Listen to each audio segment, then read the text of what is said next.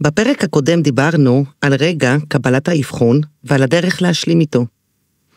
היום אנחנו ניכנס לשלב הבא, החיים בבית שאחרי. איך נראים הימים שאחרי, מה משתנה ומה דווקא מתבהר. מה ומתי מספרים לשאר הילדים?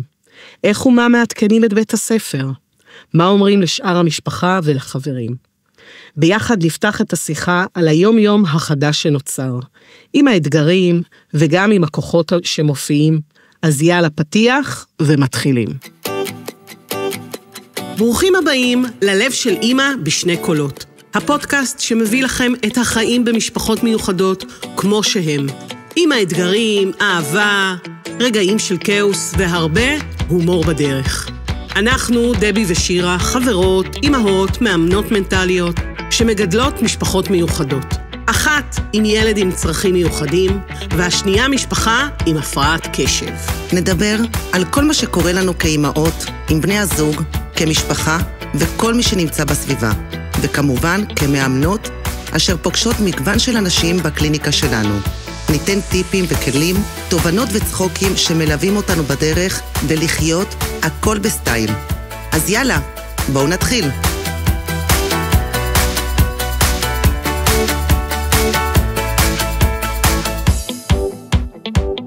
מה קורה שירה?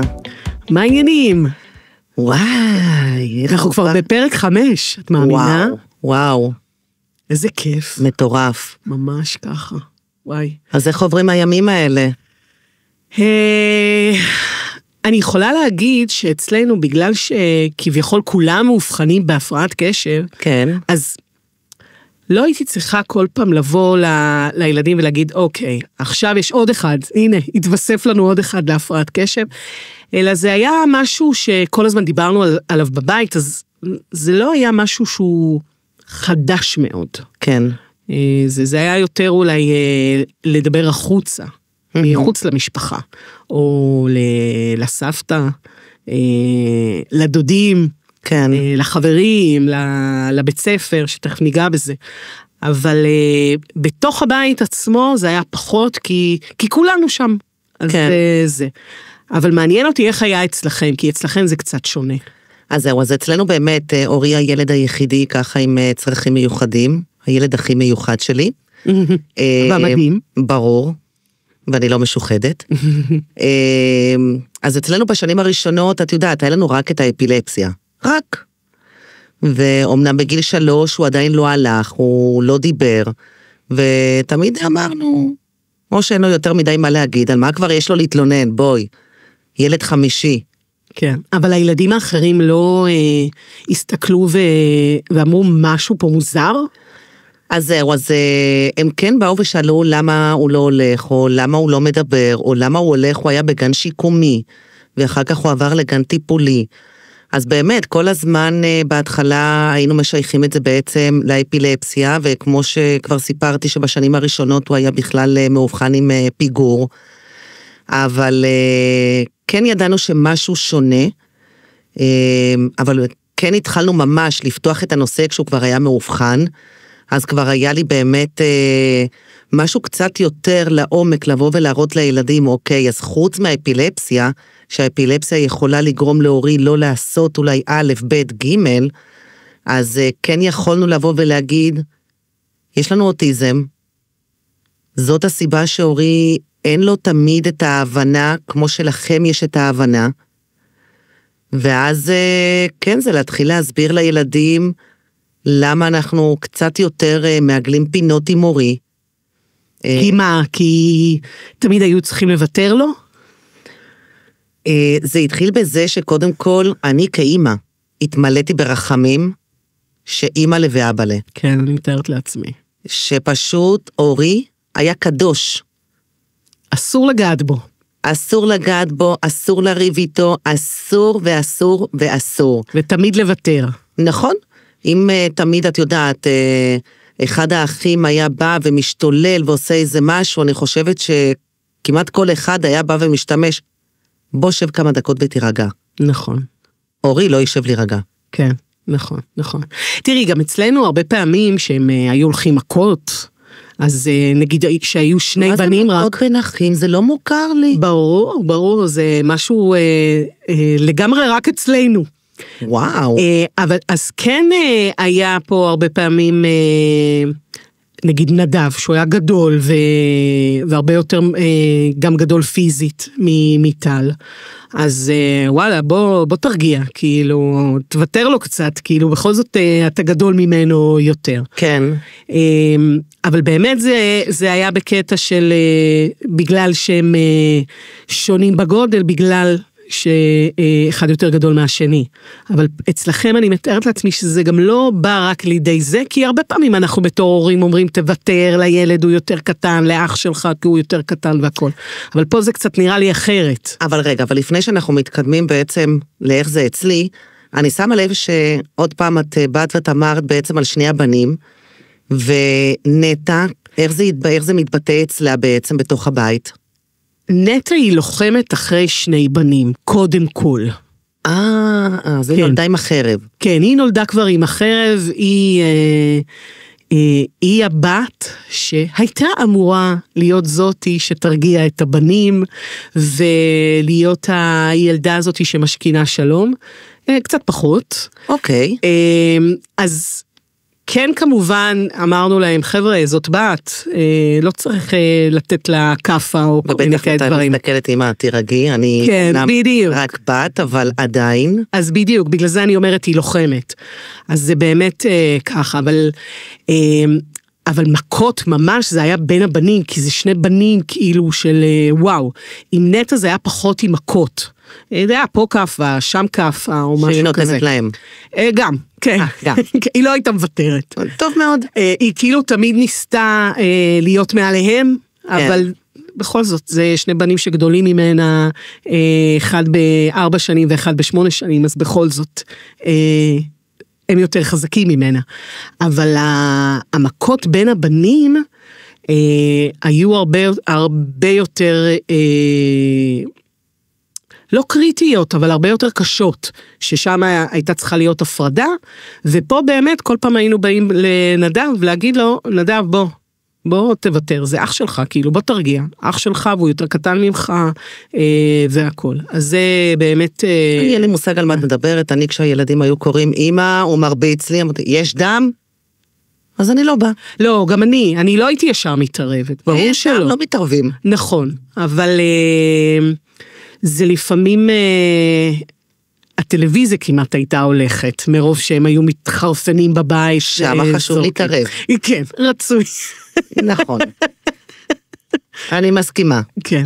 אז יש ריבים בין אחים, וזה סבבה וזה בסדר, אבל שיש ילד שהוא קצת שונה, אז נראה לי שהריבים האלה הם קצת אחרים, ופה הרבה פעמים יש איזשהו קטע של... לוותר. נכון, אז אצלנו באמת, מריבות עם מורי באמת לא היה. קודם כל, הוא לא דיבר, אז לא היה עם מי לריב. כן. כי הוא לא היה עונה. אבל מעבר לזה, הם ראו את השוני, שבעצם גם בגיל, גיל 3, ילד שלא הולך עדיין, זה ממש היה פיזית להרים אותו על הידיים, ולקחת אותו למקלחת, וזה היה להוביל אותו גם כן לקחת, אם הוא רוצה משהו מהמטבח, אז את יודעת, הוא כן היה זוחל. פיתחת שרירים? בוודאי, אני בלי חדר כושר חמודה. מעולה. למה לשלם על חדר כושר כשיש לי משקולות חינם בבית? זה חשוב מאוד. בוודאי. הנה, יתרון אחד. בוודאי, לכל דבר יש יתרון. נכון.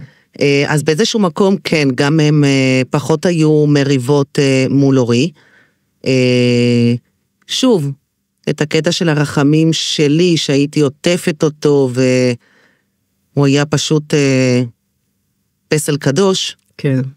אז אני, כל התקופה, שנים, אני הייתי הידיים, הרגליים, הפה, הייתי מגן אנושי בשבילו. כן. ומתי הבנת שדי, מספיק? הוא צריך להיות גם כן קצת המגן של עצמו. כמה שהוא יכול כמובן. נכון. אז בעצם כבר בשנים הראשונות שהוא כבר נכנס לבית ספר, שזה בדיוק כשהבחנו אותו, אז בעצם התחלתי להבין גם כן את הנזק שאני עושה בעיקר לאורי ולי ולכל המשפחה, ואז שמה בעצם התחלתי ככה לעבוד עם עצמי, עם האימון ולהזיז את העניינים, אבל לפני שאנחנו גולשות לזה, נורא מעניין אותי, איך סיפרתם בעצם למשפחה, לככה לכל לחברים? אז למשפחה, הם כל הזמן היו בתוך זה, אז ברגע שבאנו ואמרנו, כן, קיבלנו את האסמכתה, בוא נגיד ככה, אז אני חושבת שזה הייתה מין הקלה כזאת, כמו שהייתה לנו איזה סוג של הקלה, שסוף כל סוף אנחנו יודעים מה זה, אז אני חושבת שגם להם זה היה, ותמיד היה שיתוף פעולה. אני זוכרת שאמא שלי הייתה מגיעה, אני חושבת שכבר סיפרתי את זה, שאמא שלי הייתה מגיעה לבית ספר בשביל להיות עם טל, כן. עד שהבחנו. אז מאוד היו שם, מאוד היו שם, כל המשפחה מסביב והכל להבין ולעזור, פשוט לעזור. מבחינת חברים גם כן, אנחנו בבית כל הזמן מדברים על זה, אנחנו לא מסתירים את זה, אנחנו לא, זה לא בשושו, גם כלפי חברים שבאים, או חברים שנגיד חדשים, אז נגיד הורים שנכנסים הביתה, להביא חברים לילדים, לעולם לא הכבאתי את זה, תמיד דיברתי על זה, נכון, לפעמים יש תאכלים, היו לנו חברים שבאיזשהו שלב שהיינו אצלם אמרו די, נדב היה קצת אלים, ואמרו די, אנחנו לא יכולים, אנחנו מבקשים ממכם ללכת, זה קשה פתאום לקבל את זה. וואו, זה חתיכת אגרוף בבטן. נכון, אבל אני נורא הבנתי אותם, מאוד מאוד הבנתי אותם, ועשינו הפרדת כוחות, בערב כבר דיברנו עם החברים, ונמשכנו להיפגש והכל, אבל כנראה באותו רגע זה מה שהיה צריך לקרות. לקום, ללכת, ולהרגיע את העניינים, ולחזור בחזרה, אני כל הזמן מדברת את זה. כן. כל הזמן, כדי שגם הילדים יבינו שלא צריך להחביא את זה. נכון. שזה נורא נורא חשוב. בוודאי. אז אני אומרת שלא... בדיוק. אז אין מה להחביא את זה, אז פשוט לדבר על זה. כן. והדיבור הזה אני חושבת עושה טוב לכולם, כי אז גם אנשים באים ושואלים שאלות ומתעניינים, ואז הרבה יותר גם קל מול הסביבה. נכון, אז אצלנו אני יכולה לבוא ולהגיד שכשאנחנו סיפרנו למשפחה, אז אולי היה טיפה יותר קל, כי שוב, היה לנו את האפילפסיה עוד מלפני זה, כן. למרות שהם גם כן, המשפחה ידעה שיבחנו אותו עם פיגור, אבל הם גם ידעו שתמיד התנגדתי לזה, אז מבחינת המשפחה היה ככה קצת יותר קל, ותעזבי שאת אורי תמיד היה, ועד היום הוא ילד, עם חוש הומור, הוא ממש, הוא מצליח להבין מתי את איתו בצינית, ומתי את רצינית. וואו, איזה יופי. הרבה פעמים הוא יכול, במיוחד כשאני נמצא בהתקף זעם, אז אני באה ואני יורדת לגובה העיניים, ומדברת איתו, תפסיקי להיות כזאת חיובית. חמוד. אני אומרת לו, אוקיי, אז אתה רוצה שאני אהיה שלילית? לא הבנתי. אז אחר כך הוא אומר, אמא, תחזרי להיות חיובית הרבה יותר טוב, אבל יש לו חוש הומור, מפה ועד הודעה חדשה. מזל. אז אצלנו נגיד מבחינת המסגרות, לא הייתי צריכה לספר יותר מדי, כי הוא היה במסגרות מיוחדות, מסגרות רגילות לא בשבילנו, איתו אנחנו אנטי. ככה החלטנו. כן. אל תשאלי אותי למה. אבל איך זה היה מול הילדים האחרים, שפתאום צריך להביא אולי חברים הביתה, ויש להם אח אוטיסט, צריך לבוא לפעמים למסיבת כיתה, או משהו כזה, יחד עם אורי. איך הילדים האחרים פתאום הגיבו לזה? וואי, את יודעת מה את מזכירה לי עכשיו? כשספיר הייתה בבית ספר יסודי, הם היו צריכים לעשות איזושהי עבודה, נפש בריאה בגוף בריא, היה איזה משהו כזה. כן, בכיתה ה' הם עושים עבודת מחקר כזאת. וספיר בעצם עשתה, שתי הבנות עשו על אפילפסיה, אבל ספיר, הם היו צריכים להביא דגם. אז הם הביאו דגם. וספיר פשוט הביאה דגם אנושי. וואו, איזה מדהים. ואני עכשיו וואי, איזה צמרמורת, איזה צמרמורת. ואני זוכרת שהם ישבו בשולחן, ויש להם לפטופ, שהם עשו את המצגת, והעבודה מונחת על השולחן, ואורי יושב כנציג מאחורי השולחן, יחד עם הילדים בבית ספר. וואו, איזה צמרמורת עוברת לי, אלוהים. ואף אחד לא הבין למה, ושאלו איפה הדגם, והספיר אומרת, אח שלי פה. העבודה נכתבה עליו. וואו, מדהים.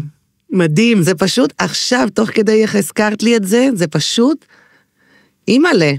הילדים שלי גם כן בעצם, היינו באותו בית ספר, אז אני יודעת על מה מדובר, אז העבודת חקר של הילדים שלי, שלושתם עשו גם כן על הפרעת קשב, והם היו צריכים לכתוב על עצמם, והם כתבו איזה מכתב כאילו על עצמם, על ההתמודדות שלהם, ועל ההתמודדות שלהם יחד איתנו והכל, ווואו, איזה דברים מדהימים יצאו משם, כאילו אני זוכרת איזה מכתב הם כתבו, כל אחד מהם, כאילו על עצמו, כאילו על ההתמודדות שלו, וואו, איזה דברים מדהימים. כן, אז זהו, אז אנחנו באמת לא היינו צריכים לספר, אבל אני יכולה גם כן לבוא ולהגיד, נגיד, שאת היית צריכה לבוא ולספר לבית ספר, הילד שלי עם הפרעת קשב, כי בעצם הם היו מטריעים לך, והיו קוראים לכם וכאלה. נכון. ואצלי נגיד, הרי ספיר גם כן מאובחנת עם הפרעת קשב. נכון. אבל אף אחד לא אמר לי שום דבר. אני פשוט הייתי רואה שהמחברות, הכל בעצם היה חוזר ריק. אז הייתי יושבת בשעות אחר הצהריים, להשלים איתה את החומר, ואז אני ניגשתי לבית ספר ואמרתי, נראה לי. יש שם משהו. אולי. כן. האם כדאי? זהו, כן, יש כאילו, שני חלקים להפרעת קשב. אחד שהילדים כביכול במרכאות מופרעים ולצני הכיתה ועושים בלגנים, אז ישר הבית ספר אומר, חבר'ה, בואו תעשו משהו, תבדקו זה. ויש את הפרעת הקשב האלה שהחולמנים האלה, שהם כאילו לא מפריעים, אז אף אחד לא שם לב שאולי יש להם הפרעת קשב. נכון. ואז בעצם אנחנו הרבה פעמים ההורים שצריכים לבוא ולהגיד, חבר'ה, אנחנו חושבים שאולי יש, מה אתם אומרים? אז יש פה שני ניגודים כאלה. אבל אני זוכרת שאנחנו גרנו בחיפה, ושהגענו לכרמיאל, נדב בדיוק עלה לכיתה ב'. וכבר נדב היה מובחן עם הפרעת קשב והכל, ואני זוכרת ככה שהתלבטתי עם עצמי, האם נספר למורה, כי הייתה לי שיחה ממש לפני תחילת השנה עם המורה, האם נספר לה שיש לו הפרעת קשב. או שיכול להיות שהיא צריכה פשוט לראות, ואולי בכלל אין לו הפרעת קשב, כאילו בכלל אולי הוא לא יפריע לה. כן. ואני זוכרת ככה, התייעצתי עם חברים, וזה אמרו לי, מה פתאום, אל תספרי, אסור שהם ידעו, מה פתאום וזה, ואז אני כאילו אומרת לעצמי, אם אני לא מספרת, מה זה ייתן לי? מה זה ייתן לנדב? נכון. ואמרתי, אני הולכת על זה, זה לא שברגע שאני אגיד אז זהו, יתייגו אותו. אין סיבה. אבל יהיה למורה את הידיעה הזאת. היא תתייחס אליו אולי קצת אחרת, אבל לא אחרת בלהסתכל בעין לא יפה, נכון. אלא אחרת בזה אוקיי, זה ילד שצריך אולי קצת יותר תשומת לב ממני, או אם קשה לו לשבת, אז אוקיי, אני יודעת שהוא צריך נגיד לצאת רגע, או כל מיני דברים אחרים שיכולים להקל עליו, כי אם אני יבוא ואני לא אגיד שום דבר, נכון. אז והוא עכשיו יתחרפן או יהיה לו קשה בכיתה, מסכימה? אז מה היא תעשה? אז היא תעניש אותו, היא תיחס עליו, היא תקרא לי, הכל זה, ואז אנחנו מתחילים איזושהי סאגה. לבוא ולהגיד, נכון. לא צריך להתבייש בזה, לא, ממש הכל בסדר. לא. וזה מה שמוביל אותי בעצם לתגובות של הסביבה. נכון. חברים, הילדים שלי, הילדים שלך, או כל ילד עם הפרעת קשב, או אוטיזם, או שיתוק מוחין, או מה שזה לא יהיה, הם לא הופעת רחוב. נכון. אם הילד קצת מתפרע, הילד צועק, הילד קצת משתולל, זה לא הופעת רחוב, לא צריך לעמוד ולהתחיל לנעוץ מבטים, או להתחיל לחשושים, או לשאול, זה יעבור לו? כן, נכון. למה הוא מתנהג ככה? כל הדברים האלה... הערות האלה מהצד הן נוראיות. החוסר מודעות בסביבה, וכאן אני מרשה להגיד שזה הכל מתחיל ונגמר בבית. נכון. אם כל אחד יבוא ויחנך בבית לקבל את האחר, הכל יכול להיראות אחרת. אני לא אומרת שהם חייבים ללכת יד ביד ולשחק ביחד, אבל כן, תכבדו. נכון. באותה צורה אני יכולה לבוא ולהגיד שאותה ילדה שנזרקת על הרצפה וצועקת באמצע הסופר, כי האמא לא הסכימה לתת לה את הסוכריה. נכון. אז מה זה אומר? שהיא ילדה עם צרכים מיוחדים? לא, זה קורה לכולם, אני חושבת. או שאותו מבוגר שצועק על קופאית, כי מבחינתו הוא לא קיבל את המחיר שהוא צריך. אז זה בן אדם עם צרכים מיוחדים? לא. אבל יש שם מתייגים. וזאת הבעיה שלנו הרבה פעמים, ובגלל זה אנחנו פה. נכון. כדי לדבר על זה, ושאנשים יבינו. נכון. שהכל בסדר, זה בסדר לדבר על זה, זה בסדר להגיב לזה, אבל זה לא מחלה מדבקת. נכון. זה לא משהו שונה. קבלו את זה, הכל בסדר. וזה גם בסדר לבוא ולהגיד, אני לא יודע כלום על הפרעת קשב, אני לא יודע כלום על אוטיזם. מה זה? נכון. אפשר לברר, אפשר ללמוד. נכון. גם אנחנו לא נולדנו עם כל הידע הזה. נכון, אנחנו הלכנו וחקרנו ולמדנו את זה טוב טוב בשביל לעזור. נכון, נכון, ותשמעי, מה אני אגיד לך, בלי שנשים לב, אנחנו צריכות עוד פעם לסיים, שירה. חבל. אולי נעבור לגור ככה עם המיקרופון ונדבר כל היום. נראה לי מעולה. נכון? כן, כן. נשים את נתן ורני לאיזשהו פרק זמן ככה ביחד, את ואני... בשיחה. כן. זורם לנו ככה. כן, מה כבר יכול להיות? אצלך 4 אנשים עם הפרעת קשב התנהלו לבד. מה כבר יהיה? את יודעת, איזה יום אחד נכנסנו לאוטו, ואני נהגתי, ואני זוכרת, נתן אומר לי, את יודעת שאנחנו עכשיו נוסעים, ואף אחד לא לקח פה ריטלין? אני מסתכלת. וואו. אוקיי, שיהיה לנו בהצלחה בנסיעה הזאת. אימאלה. הייתה נסיעה קשה, אבל ניסיתי לעשות אותה בחיוביות, שמנו מוזיקה, ושרנו, ועצרנו בדרך, והכל, אז אפשר להתמודד עם הדברים האלה, זה... אז תקשיבו, אם הנסיעה הזאת עברה כמו שצריך, אז חבל לכם על הזמן. בדיוק. במיוחד אם בנסיעה הזאת האזנתם גם כן על הדרך לפודקאסט, אז בכלל הרווחתם. ברור, ברור. וזה השלב שאני רוצה להגיד תודה שהייתם איתנו היום, ואם התחברתם, צחקתם, או הרגשתם קצת פחות לבד, עשינו את שלנו. נשמח אם תעקבו אחרי הפודקאסט ושתפו עם מי שבאמת חשוב לו. נתראה בפרק הבא, ועד אז, כמו שאוהבים להגיד אצלנו, תמשיכו לחיות את זה בסטייל.